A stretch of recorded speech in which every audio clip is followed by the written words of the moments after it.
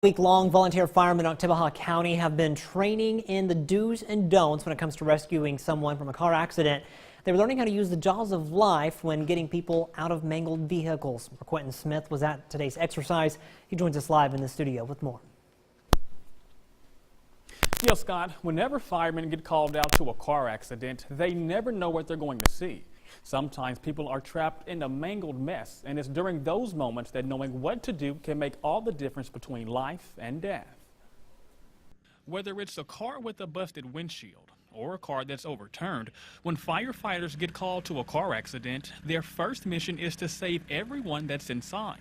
When the call's dispatched, you're always running through your mind what the different scenarios are. Experience plays in a lot here. You know, the more experience you have, the better the game plan. One way to get that experience is through training.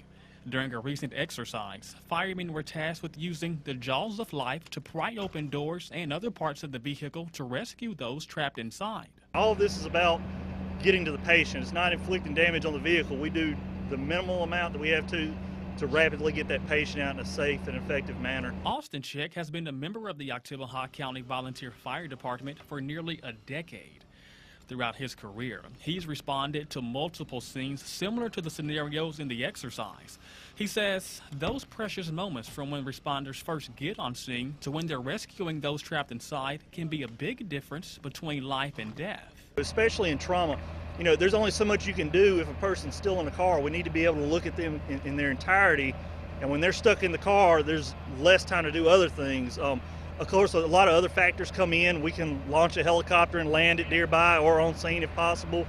But the goal is to get the patient out as quickly as possible and get them to a higher level of care. Once the patient has been rescued from the vehicle, Check says they're then in the hands of the EMT, who's there to provide patient care to the victim. The main treatment we believe in is just making sure C-spine is always in line, making sure we do no more damage, getting them out as easy and as fast as we can, because there's always this thing called the golden hour. We need to make sure we try to get the patient out to emergency room on an operating table within an hour.